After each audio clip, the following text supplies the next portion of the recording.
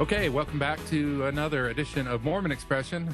I'm your host, John Larson, and I'm here on this cold and wintry night with some of my good friends and you tonight. You're listening in, so you're part of the discussion, right? First of all, sitting across from me is Zilpha. Hi, Zilpha. Hello. And once again, two of our favorites. We have Glenn. Hi, Glenn. Hello, I'm very happy to be here with you tonight. Well, thank you. And then Tom. Hey, Tom. Hey, what's up, guys? Are we the same Quattro that just did the recent one? Didn't we do the love and hate of Mormonism? Yeah. Is Quattro Spanish for four? I'm not even sure. Yeah. I think so. Yeah, but that goes back way before the Tower of Babel, so let's not even get into that. Hey, I'm sophisticated. When I say Quattro, I'm talking Latin. Yeah. Okay. Latin? You must have a linguistics major, dude. Yeah, and that and a quarter will get you. Well, it won't get you anything, I guess. Maybe a gumball. That and a quattro. All right, so we are continuing in our long and illustrious series of the Dummies podcasts.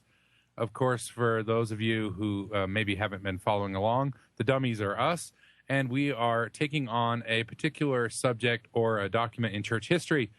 And tonight we are going to look at the one and only Doctrine and Covenants, section 132.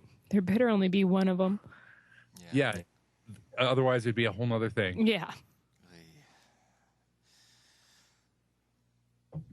Glenn, that's not a Utahism, you know. No, What? it's not. Whole nother. Oh, whole. Yeah. That's a whole nother thing. Yeah. Okay, so why don't we start with a little bit of background. First of all, I guess we have to talk a little bit about adultery and polygamy, but I don't want to get too much into it because that's a whole other thing. So Joseph Smith, there were rumors of adultery going back before the Book of Mormon, and of course the first one that became really notorious was Fanny Alger, and that'll be important because we're going to come back to that in a minute. What was she the one that the guy almost castrated Joseph over?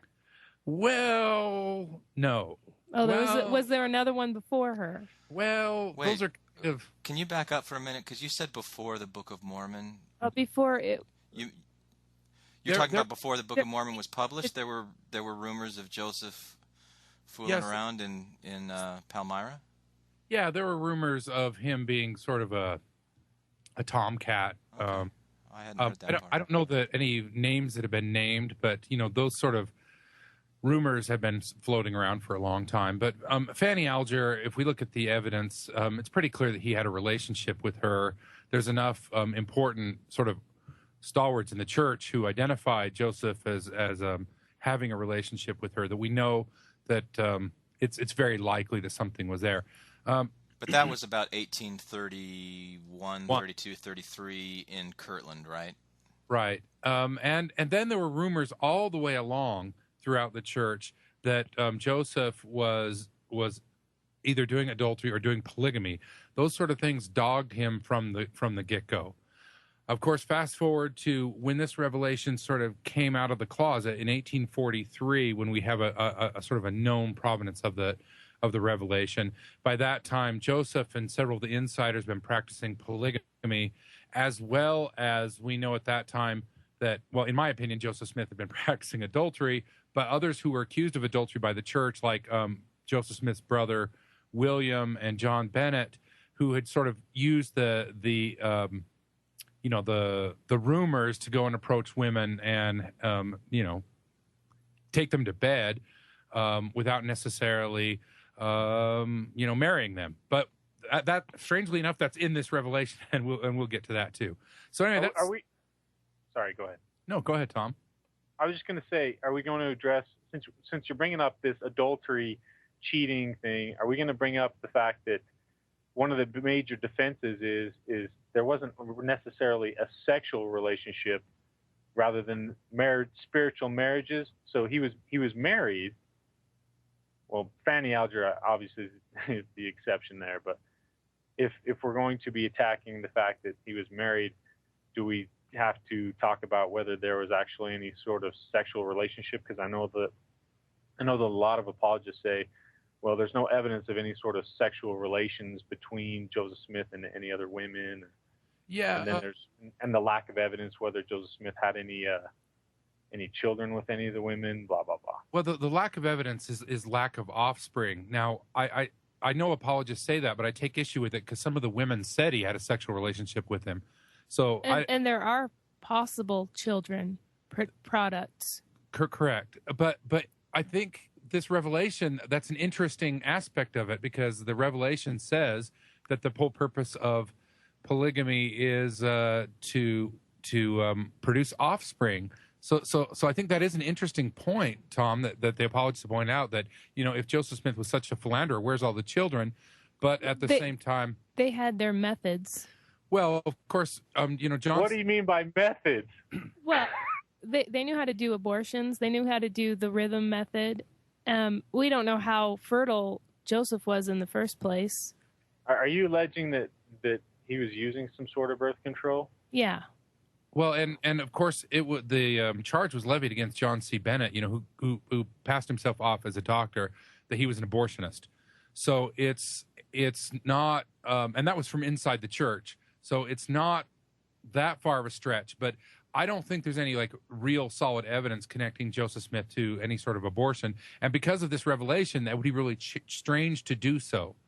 Right, because this revelation basically gives him the permission to have sexual relationships with other women. Yeah. Yeah, that would be my argument towards that. Well, there's no evidence for a sexual relationship. Well, if he was married under whatever laws, according to this revelation or whatnot, he could have. I mean, yeah. In his mind, he was married, so why wasn't?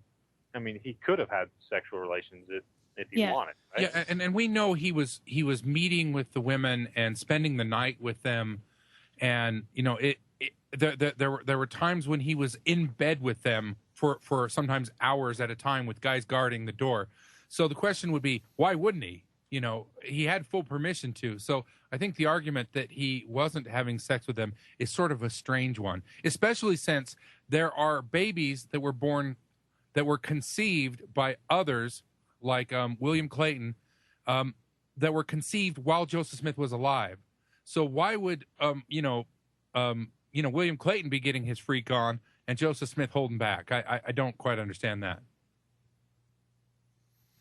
Yeah, can we spend some time and put some dates and some historical context behind when this revelation that we have in section 132 was written down? Because the way I understand it, this was written in 1843, but it wasn't made public until, what was it, 1852?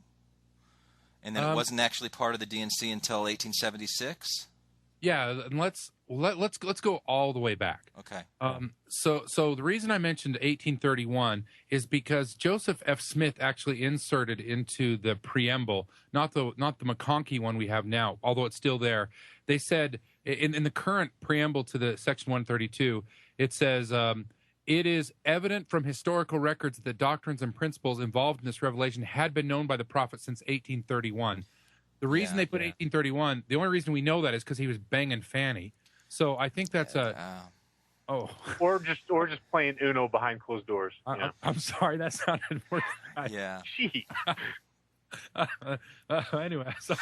Yeah, it is really interesting though. I mean, because one of the extant sources that I looked at was the Institute Student Manual. It's on LDS.org, and it doesn't make any effort to try and hide this by saying it's clear that the prophet Joseph Smith received section 132 before it was recorded, and probably as early as 1831.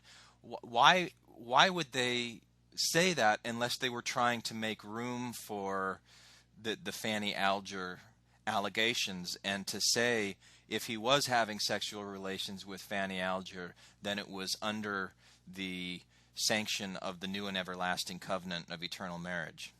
You're right. I mean, that's the only historical evidence to date back to 1831. And we have to remember that the problem with that is the sealing power wasn't revealed until 1836. So if you want to argue that Joseph Smith had this revelation in 31, you got a huge problem to explain how he had the revelation on a subset of sealing before sealing was even introduced. And we know that when, things rolled out in the Kirtland Temple, the whole concept of marriage and sealing just wasn't there. So I just think they're trying to cover up for Joseph on that front. But what if the sealing power had been disclosed to him privately, not publicly, right? I just don't think that what he taught about the endowment and the what all was going on at Kirtland are congruent with that theory. I just don't think they would have introduced and rolled things out that way. So it's certainly possible, but then Joseph Smith would have to have been very duplicitous in his teaching. Well, John, on behalf of the faithful members of the church, I just have to say... That's all? That's all you have to say? Yeah, speak up. I think your mic cut out there for a minute. It may have. So that might have been a stupor. I might have run into a stupor on that one. We have 1831 we just talked about. 1835 is key because that's the year that the Doctrine and Covenants was published. Of course, the Book of Commandments came out in 33, and then they... Where are you going? The Book of Commandments came out in 1833, and then that was fairly quickly revised and turned into the Doctrine and Covenants in 1835. 1835 Doctrine and Covenants had an appendix. And in the appendix, there were still some sections, one of those being Section 101. Section 101, a lot of Mormon critics just call it a revelation. But if you read it, it does not read like a revelation. It reads more like Sidney Rigdon's Lectures on Faith. Now, Rigdon was in the presidency of the church. It was still canonized in the Scripture, this Section 101, until 1876. So this particular section that talks about marriage in particular was in the Scriptures for a long, long time, and everybody would have considered it Scripture, even though it doesn't quite read like a revelation. Do you have it? I do have it. Thanks for asking. So the key verse is verse 4, in which it says, "All legal contracts of marriage made before a person is baptized into this church should be held sacred and fulfilled." That's going to be important later. "Inasmuch as the Church of Christ has been reproached with the crime of fornication and polygamy," and we've talked about that, "we declare that we believe that one man should have one wife, and one woman but one husband, except in the case of death, when either is at liberty to marry again." So And what year was that? That was 1835. Is there any way to connect that to Sidney Rigdon and his influence at all? I mean, have there been linguistic comparisons at all, or are we sure that that's a Joseph revelation? Do we know? I don't think it matters because it was in the 1835 version. Joseph put it in there. They revised again in 1837. It stayed in there. It was printed in Times and Seasons in 1842, and these were all under the auspice of Joseph Smith. This book, 1842. They put it in Times and Seasons? Yeah, are you teasing me? No, that's just weird because, Joseph Smith was practicing polygamy clearly at that time. Yeah, and what's really weird is it stayed until 76, long after they went public with the practice of polygamy. Huh. I guess even then people didn't read the Scriptures. And it's on page 251, I think. The book wasn't as big as it is now. So the idea that Joseph somehow didn't know it was in there or that it was written by somebody else, apologists have made that argument. It's not revelation, but it clearly states, "we believe." So I think... So it's like an article of faith. Yeah, I'm not gonna allow that tired argument of all the hooks and saying, well, this wasn't an official belief. Joseph Smith didn't write it, da-da-da-da-da. This was clearly... an official teaching of the church. John, I'm hurt. Do you think that I was trying a tired hook by asking the Sidney Rigdon question? No, I thought you were doing a setup. Thanks, man. No, I wasn't. I was just wondering. I'm sorry. You sound tired, Lance. No. I just finished reading section 132, and it really took a lot out of me. Really? Honestly. Yeah. Yeah. I didn't think it was that bad, but it Oh did my have gosh. things that surprised me. 10 virgins? What is that doing in here? Okay. But we'll get to it. We'll get to it. That's right. Yeah. So- So there's some things about the way that this was written that are still really interesting to me, but we'll get to that too. Go ahead. You mean the way it is set up? Well, William Clayton, Joseph Smith, and Hiram are in a room. I mean, this sounds like the setup of a joke, right? And they're having a conversation. This is part of this Institute student manual. And Hiram says to Joseph, if you write down the revelation on celestial marriage, I'll take it to Emma. I'll read it to her. I think I can convince her of the truth, and then you'll have peace. And Joseph says, all right, yeah, that's a good idea. Let's get William Clayton to write it down on some paper. And Hiram says, well, why don't you get out the Urim and Thummim, and the Lord will dictate it to you. And Joseph says, I don't need the Urim and Thummim. I already know it.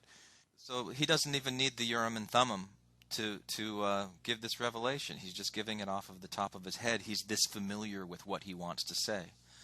Or God is really touching his mind and his heart right at that moment, right? Yeah, and I think that the faithful spin is can I say spin? The faithful spin on this story is that he's this familiar.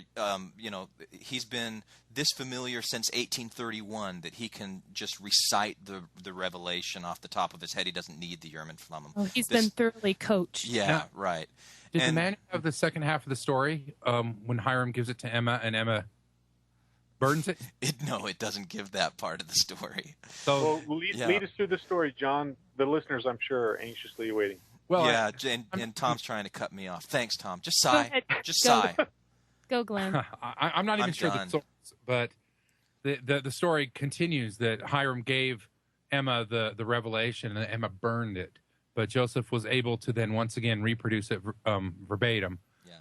Oh, just like he reproduced the 116 pages verbatim. Wait. Well, enemies would have destroyed him. But for that, I this is probably a good place to interject. This is very poorly written. I've said before that God really needs to hire an editor or a technical writer or something. Whoa. It has 3 false endings, and then it's like, oh yeah, and for this being dictated perfectly like that, you could just rearrange the text and make it flow a lot better. the flaw of humans Oh. trying to dictate God's word. Yeah.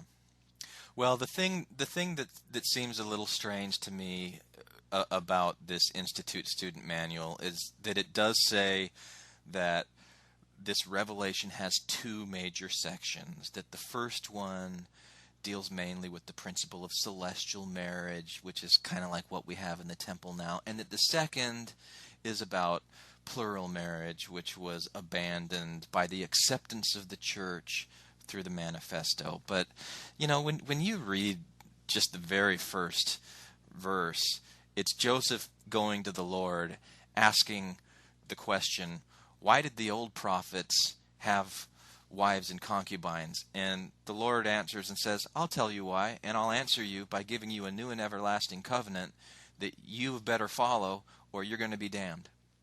And this, to that point, this is a perfect study in how to run propaganda in an organization. Because in 1850, in 1840, no one would have understood the words new and everlasting covenant to be anything other than the practice of plural marriage. Yeah. But what the church has done effectively is redefine the term to where it's now some sort of new romantic ideal, so that people can read the old stuff and think we're talking about the proclamation of the family.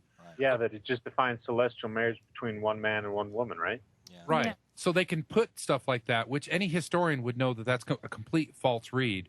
And if you Right. actually read the section, you can see that, just as Glenn pointed out. Yeah, and before we really get into it, I prepared a list. I don't want to bore anyone. I'm looking at someone in particular. But I put together a list of all of the women who Joseph had married by this point in 1843. So he's writing this down in March of 1843. And by this time, I think he's married 18 wives, including Emma. And 9 of these have been married to other men. So we've got Emma. You've mentioned Fanny Alger, Lucinda Morgan Harris. Louisa that Beeman.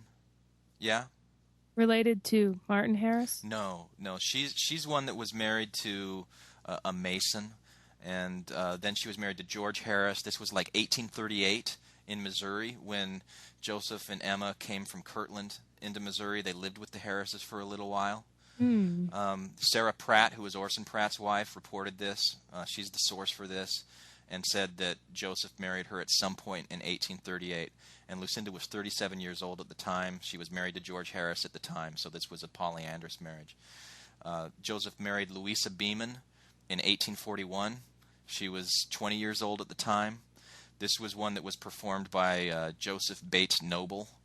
And Joseph, when he revealed the principle to Brother Noble, he said, "In revealing this to you, I've placed my life in your hands. Therefore, do not in an evil hour betray me to mine enemies." You know, and these are all there's documented evidence that this was going on. There was Zina Huntington Jacobs, who was being courted by Henry Jacobs at the same time that Joseph was courting her, and she rejected Joseph and decided to marry Henry. But Joseph kept courting her, and Joseph wrote her or told her that an angel appeared to her with a sword that was drawn. You know, I mean, we're familiar with this story. She is at least one source of us having this information because she wrote it in her journal. And so she did consent to becoming a plural wife. And Henry, who was her husband at the time, knew, and he also consented and said, you know, if this is my prophet, I'll follow and I'll obey. And then when Joseph was martyred, she married Brigham Young while she was still married to Henry. And, you know, Henry was always being sent on these missions. And I just think, I just look at him and think, poor sap.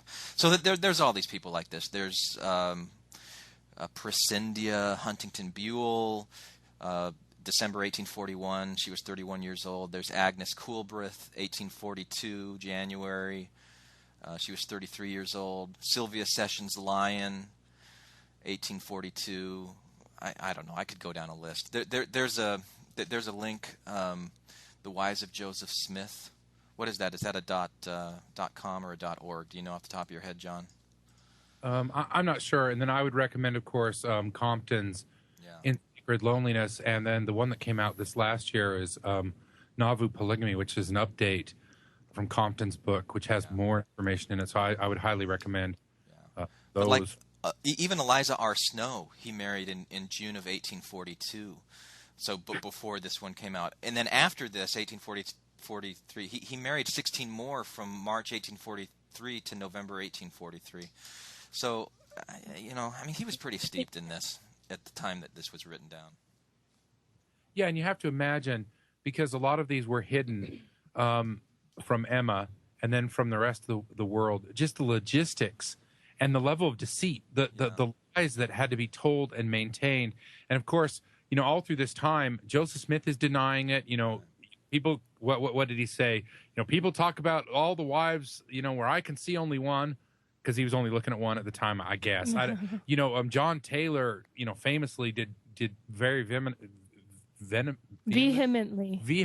denials. So the church was, I mean, there's no other way to put it, and the church was lying about the practice because they were denying it, and it was in the scriptures, but they were practicing.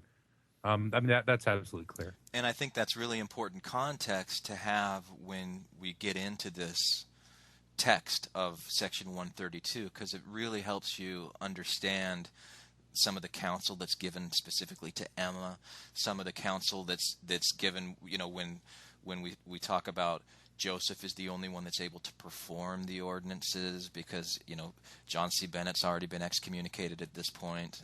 You know, other people that were trying to, you know, ride in the wake maybe of what Joseph was doing. You know, only Joseph's the one that's being allowed to do this. So I think it's important context to have.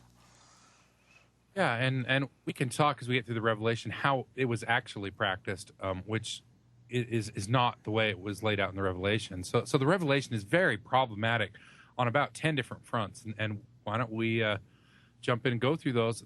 And we've sort of hinted at this. One thing I want to say is there is the Sunday school manual when Doctrine and Covenants come along. It has a chapter devoted to this section. And then there's the Institute manual. I would invite everybody to read those as just sort of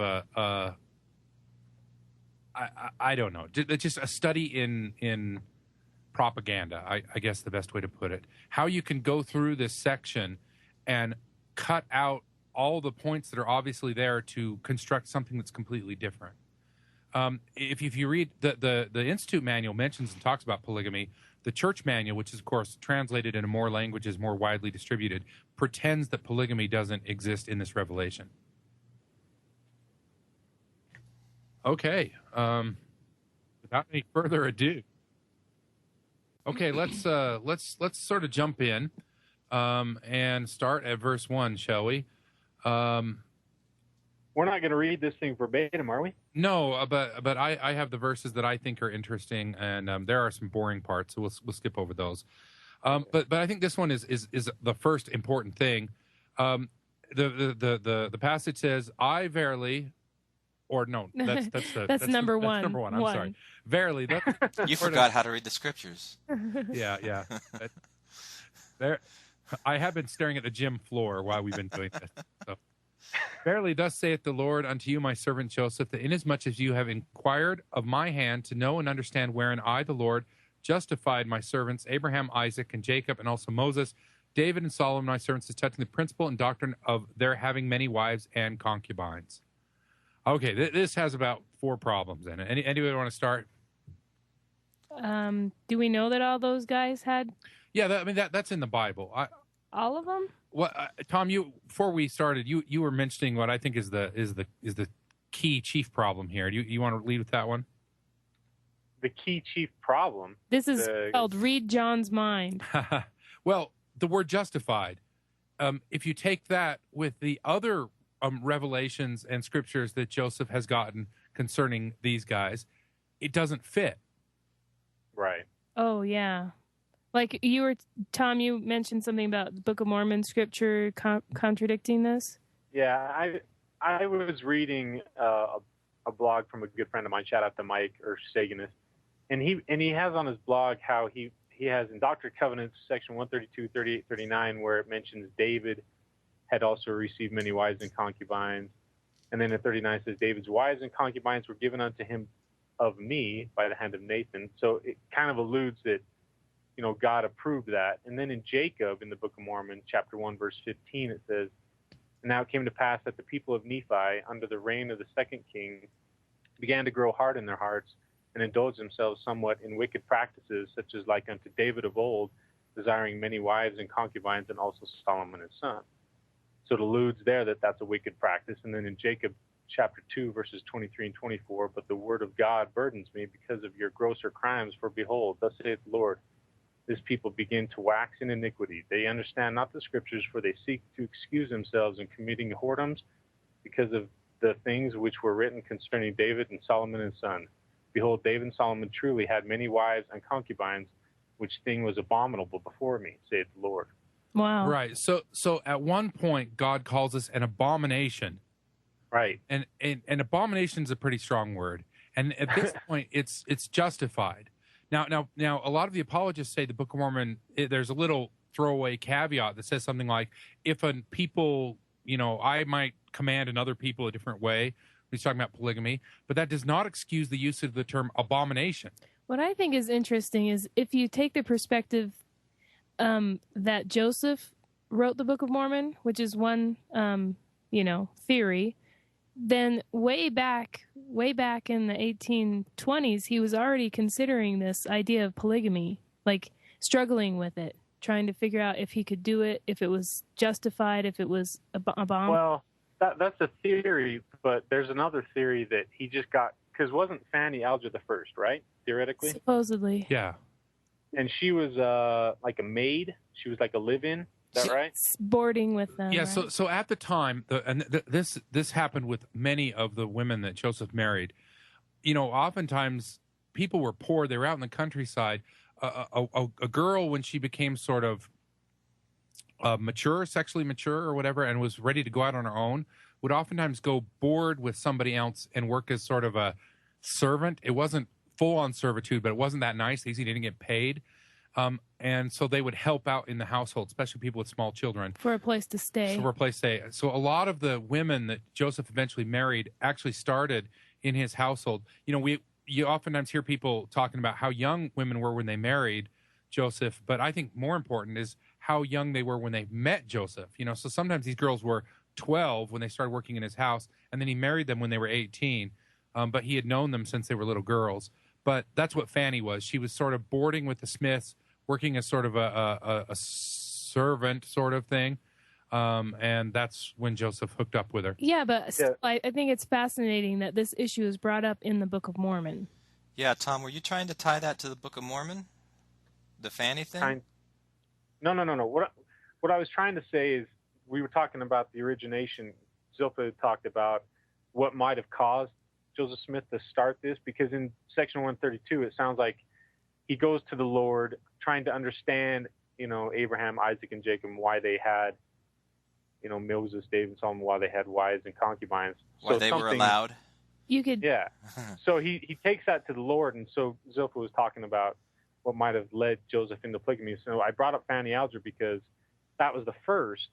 And the theory that I heard that kind of makes sense is Fanny was living there. Joseph kind of got caught up.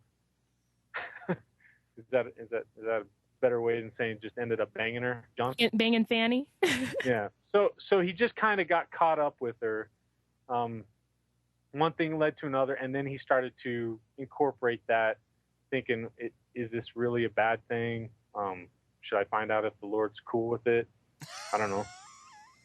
Yeah, but my point is that he was already thinking about this when he wrote the Book of Mormon. That's what is interesting to me.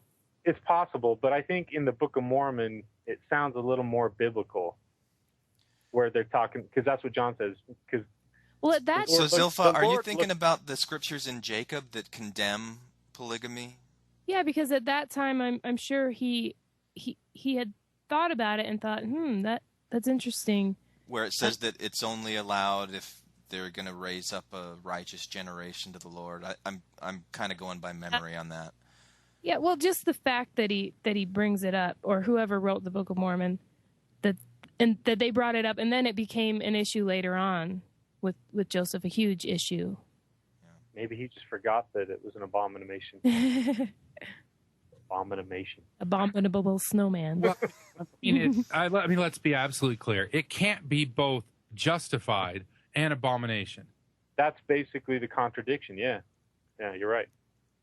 So this is a clear instance of, and Joseph later learned to not box himself into a corner doctrinally. Well, but he kind of covers that in 132. He when he's talking about Abraham, and he says he was commanded to kill Isaac, but usually murder's taboo. Yeah, we'll gotcha. The solution. Joseph Smith, surprisingly enough, after he writes the Book of Mormon or translates the Book of Mormon, rarely, if ever, quotes from it. So it might just be that he hadn't read the book. So he might not have known what was in there. Yeah, he was just translating. He didn't actually pay attention. Okay. Well, I think the next important point that is made in the section is that all those who have this law revealed to them must obey the same. Yeah, verse 4, for behold, I reveal unto you a new and everlasting covenant, and if ye abide not that covenant, then ye are damned, for no one can reject this covenant and be permitted to enter in my glory. And this is what all of the Kohabs and Peligs out in, Colorado City and Lehigh say. Well, if you accept this revelation as a revelation, then it says right here that you can't enter into his glory unless you receive this covenant. And I think if you actually cornered most Mormons who understand their doctrine, and you held them, by the scruff of their neck and made them confess, most of them would say that Mormons believe and practice polygamy, just not right now. That there's a hiatus, that the doctrine is still is there, and that we'll still do it after we die. We don't do it mortal. No, mortally. I've got to disagree with that. You don't think so? I'm married to one that would absolutely deny. Oh, the women deny it. Well, that takes a lot of most Mormons out of your equation then. Well, we'll see a lot in this revelation what the status of women in the church, but yeah, and maybe she'll change her mind in the afterlife. You don't know. Well, I'm pretty sure. So your wife is pretty clear on her idea that this is not really a revelation. No, if she went through and read 132 like I've done tonight, or getting ready for this podcast, I've read through it a couple of times, and looking at this, it would be the new and everlasting covenant is what we have in the temple now of celestial marriage. And yeah, it used to be linked to polygamy, but it's not linked anymore. It's that answer that's in the Institute manual. And 94. Yeah, right. And say that. What's that, Tom? No, I was going to let you finish. Go ahead. I'm done. I'm trying to be on good behavior to not interrupt you. Go ahead. No, I think I made the point. But I don't think I'm saying anything that people don't already know. Well, that's what stopped us before. Yeah, true. I think with that number 4, I think the current church, even though it's in the scriptures and it's considered scripture, I think if you look really close, there's an asterisk somewhere that's on verse 4, and somewhere it's defined in the church archives that it says, the asterisk says just no longer emphasized. Yeah, but you can't just do that. You can't extract. I just did. I just said, see, it's just not emphasized anymore. Yeah, it says that, but it's just not emphasized anymore. No, right. It's a new and everlasting covenant, and just like Independence, Missouri. I kind of joked on the Love and Hate podcast that Zion was the one place that would be established and never change, but obviously that didn't work out. I mean, it's one of these things that was everlasting, but no, that changed too. I think this conversation we're having leads into the next verse I want to talk about, which is verse 8. Mm-hmm. Wait, whoa! You can't skip 7. I can, but then we can go back to it. Oh, okay. Behold, mine house is a house of order, saith the Lord God, and not a house of confusion. Can you think of anything that's more confusing than the LDS position on polygamy? It's all over the map. No one can really define exactly what the church is. They bumble and stumble. These are supposed to be the prophets, seers, and revelators. You can get a man in the ward who will say definitively that they are practicing it, and his wife will say, over my dead body. So this whole thing is supposed to be laid out for being a house of order and not a house of confusion, and probably nothing has introduced more confusion to the church than this revelation. I don't know that we teach it. I don't know that we really know that much about it. Yeah. Well, the reason why I didn't want to skip 7 is because that's the verse where it is revealed that there will only be one at a time on the earth that has the power to perform this ordinance, priesthood ordinance. Yeah, and I don't think there was a lot of prophetic insight going into who the next person would be after my servant Joseph. But now there's a whole bunch of people that are performing what they call the new and everlasting covenant today, temple marriages. But it mentions keys. I think, Yeah, but that's what the church says, but it says this power, hold this power. Well, he's saying there can't be anybody as a rival to him. I don't think even at that point Joseph would have that he could pass on his keys to those underlings underneath him. No, it doesn't say that. You're not looking at the revelation. It was revealed later. Oh, it says, and there is never but one on the earth at a time on whom this power and the keys of this priesthood are conferred. Right. There is never but one on the earth at a time. But Joseph always said that he held all the keys of this, that, and the other. And I don't think he ever meant that he was the only one who could do them. Yeah, he didn't mean that, but that's what God meant right here in this revelation. Well, God, Joseph Smith, they're the same. You're 1984ing this verse. Maybe. Wait, I'm confused. So tell me, what are you saying on this, Zilpha? I'm saying that there should only be one at a time who has the power to perform this new and everlasting covenant. Right. But there's I don't know how many in each temple is. Well, modern revelation, see. they can add to and say, well, but that's what they do all this stuff. I'm just saying what is here in verse 7 is that there's only one at a time to have it. Yeah. Okay. And that's kind of what I meant when I said I don't think that he was looking forward. I mean, I think that this was all about his immediate historical context where he was in. He wasn't really thinking about this going forward. Yeah. If you take it as this is not a revelation from God, but it's Joseph Smith trying to justify his many wives and the reason why only he should be telling people if they can do it or not. Yeah. Okay. Yeah, that's why that sure is what it seems like. That is what it seems like. Oh boy. All right. So anyway, oh boy. so it says that this is not confusing and probably the most confusing verse in all of Scripturdom. Okay. Did you just say Scripture dumb? Yeah. I thought that's what you said. Okay. I want to skip to verse 15. Hey, me too.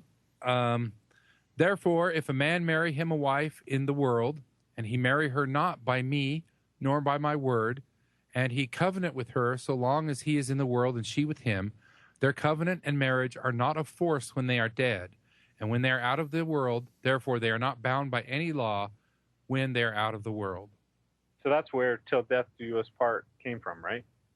No, I mean, to tell death to his part, I don't know where it came from, but But yeah, that's saying that you, it's only good while you're alive. But then the next verse says that if they're not married by this covenant, then they have to be angels, ministering servants. So this is where Joseph is trying to reconcile the New Testament. Because in verse 16, he says, therefore, when they are out of this world, they're neither married nor given in marriage, but are appointed angels in heaven. There's a very clear passage in the New Testament. I don't remember what verse it is. Do you guys know? It's that one. that they ask, that somebody gives the riddle to Jesus of the brothers who in succession marry the widow. And Jesus answers and said, well, basically there's no such thing as marriage in heaven. It's a very clear verse. So Joseph has to deal with this because this stuff that he's imposing here only makes sense if you have to get married into the next world. And that's the whole setup to this, explaining why do we have to do this at all? Because if you don't get sealed with this special power, then you can't be married after you're dead. And you'll have to be a servant to the worthy ones. But the other thing I want to underline with verse 15 is this shows a lot of where Mormon thinking had evolved to by the Nauvoo period, and it still is with us. This very legalistic perspective. I think most people would say, so if I want to be with my wife, who I spent my life with, and we're both in heaven, what's going to prevent us from doing so? Why do we need to be married in heaven? Yeah, and one of the quotes from President Kimball that is in that Institute manual that I referenced earlier on LDS.org. I don't have it in front of me. I'm not going to read it, but the basic premise is that people who don't get married, the faithful men and women who don't invalidate themselves through sin, don't worry. You'll be taken care of. You'll be married. You'll be sealed to the right person in the hereafter. So it kind of goes against what Jesus said, kind of, that there will be marriage in the hereafter. So don't worry about it now. Well, just don't do anything bad to invalidate yourself. I can understand that, and that's a sort of fuzzy bunny teaching. But what of free will? Does everybody lose their free will on the other side? Like, you cannot associate with who you want to associate, even though you're in heaven. So Zilpha, you can associate, you just can't sleep with them. Zilpha and I die, and we're both in heaven, and hey, but sorry, we can't canoodle. We can't be around each other, Because you'll be stripped of your gender. You'll be like Ken dolls, right? What do you mean? You can be together, but you'll be angels. You'll be serving Mike. Yeah. Stripped of our gender. Like Mike will be saying, "Hey guys, get me a soda," and you'll have to go and get him a soda. Or he'll be saying, bring me another crystalline javelin. Before we go to 16, I want to go back to what Tom just said, because I think that's a folk doctrine in the church. I've been taught it, and apparently Tom has. I've never heard that. Tom, you are... you'd be surprised at what I've been taught. I've been taught that. That you be genderless? That people who don't make it... Yeah, because there's no only the people that get to the top of the celestial kingdom will be married and be able to have spirit children forever and ever and create worlds. Everybody else won't be married, so there'll be no point to except the for stuff below the belt. proclamation on the family says that gender is eternal.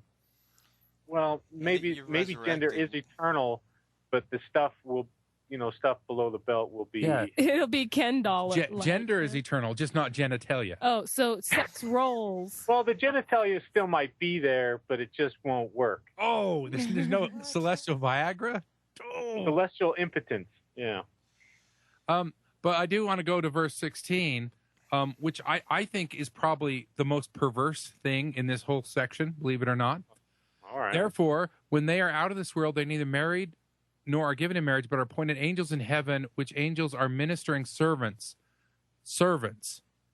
That Joseph to Smith, minister for those who are worthy of a far more and exceeding and an eternal weight of glory. and buried in this is this, in the 19th century there was a romanticism of previous ages, and a romanticism of chivalry and that sort of thing. The Victorians sort of jumped on that. This is a little bit pre to that age, but Brigham Young and Joseph Smith both have this strangely romantic view of the old kingships of Europe, servants and castles and being a king and being a lord and having servants and direct reports.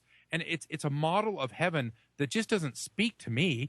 I mean, I don't want to go to heaven and be a king sitting on my many thrones with my many queens and a whole bunch of servants. That doesn't even appeal to me. What do you don't? Want? You don't want to say, "Hey, bring me a goblet with wine in it." I want 72 virgins. Where's my barbecued pig on a platter? Actually, let somebody else have the virgins. I want the other kind. Do you? You want the whores? Oh, the whore of Babylon? No. I don't. None of that stuff appeals to me. But the idea that if you don't follow this doctrine, because Joseph is going to come out with some really heinous punishment for not following this, and one of them is to be in servitude for all of eternity. I just can't buy into that view of heaven. Even though you're righteous, you've qualified to go to heaven, you're still going to be a servant. You're going to be a slave. Mormons do not believe this anymore. It's still in the scripture. Yeah, I don't know about that. You don't think they believe it? Angels are? Oh, I've never heard. Angels are God's slaves. That's what it says. It says a servant. Yeah, I know. It didn't say slave. I don't know. Well, I just got accused just a few days ago of being quite terrestrial, and maybe I just read into it, but I kind of got the sense that there was an angelic implication in there. Really? I could have just been reading into it. The terrestrials don't make it to this stage. This is people make it to celestial, but they just were not married. But so the angels are celestial. They're just not like top notch. Yeah. God celestial. They're constantly running errands. We should point out, even though it's not in this revelation, but we have a lot of evidence from it, that when Joseph and Brigham and those guys would approach a young woman or approach her parents, they would say that doing this will not only ensure your salvation in the celestial kingdom, but that of your family. Yeah. So they were bartering in this whole, and that's why a lot of the young women, they actually wrote, in affidavits. That's why they did it, because they didn't want to lose their family, and they were sacrificing themselves that their whole family could be saved. Hey, John, this might be a tangent, but I think it's a really interesting one. What would your idea of heaven be? I don't know. I don't really. I think living forever wouldn't take very long before you'd be begging to be let out of it. Yeah, what could you do forever that wouldn't get boring? I don't know, like Civilization 6. Except the real life version. Yeah, like the real life version. Maybe there's a Heaven 2.0, Heaven 3.0. Yeah. I don't know. I can't. Whenever I take any activity out to an infinite timeline, it seems ridiculous. I don't have any answer to that, and I don't think I'm off base there, because I don't think there's anything in any human or in this plane that would suggest such an existence is possible or even desirable. Well, I don't want to get off into what the afterlife is, but I tend to believe that there's something after, but I don't know if I tend to agree with the Mormon afterlife necessarily. I think that there might be something. Well, I think that, of all of the, since we're having such a hard time, myself included, with the D&C 132, if there's any way of trying to find some redemptive hope in this, I think that the LDS afterlife, this idea of a celestial kingdom, the hierarchical stuff of fiefdoms and kingdoms and turrets and things sounds ridiculous, but the idea of being like a god in creation, whatever that is, that does sound like there would be something kind of interesting and appealing and beyond current ability to understand. Hey, that would feed the ego, eh, Glenn? It might come close, Tom. Yeah, I agree with you that's maybe a pretty good idea for what you could do forever, but still, I mean, I didn't want to sit on a cloud and play a harp forever. I know that. Like either that or oblivion. Yeah, I'm with you, Glenn. I think maybe nirvana. That maybe that some kind of blissful feeling, and that's reuniting with the one, and yeah, like a never endless Rage Against the Machine concert. Yeah. To me, it's just not an important question to me. It's like that. I don't know. If you could be a superhero, what would be your power be? It's the same sort of exercise to me. Well, I have another issue, and it's in verse 17. Moving on in the section here. I'm satisfied. Thank you. Okay. So, it says that they can't be enlarged. Those angels. Yeah, the ones that didn't marry properly in this world. They can't be enlarged. That's where Tom got the idea of impotence. But they remain separately and singly, without exaltation in their saved condition, forever. And they're henceforth not gods, but are angels of God forever and ever. So where does this idea of doing genealogy and doing the saving ordinances for our dead come in? Because right here it says if you didn't do it in the world, then you'll always forever be single. And that's where Glenn sort of. Well, yeah, you have to remember that the idea of sealing for the dead was not introduced till much later. It was never introduced in Joseph Smith's time. So you could get baptized for the dead. Because it doesn't seem to be an idea of Joseph Smith. No, not at all. Both endowments and sealing for the dead came much, much later. So for Joseph, that was, his brother Alvin was an angel to heaven. He wasn't a God. Yeah, he didn't inherit a throne.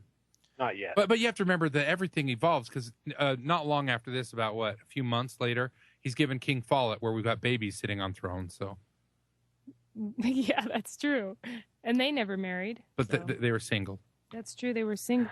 They were supposed to be servants, not gods. Yeah, but I don't think that that's terribly inconsistent with that, because they didn't add a cubit to their structure. They didn't change. It's similar to this.